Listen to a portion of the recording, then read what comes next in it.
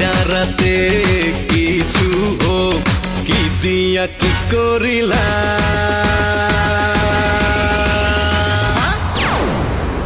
মধু কই কই আরে বিষ খাওয়াইলা, মধু কই কই আরে বিষ খাওয়াইলা।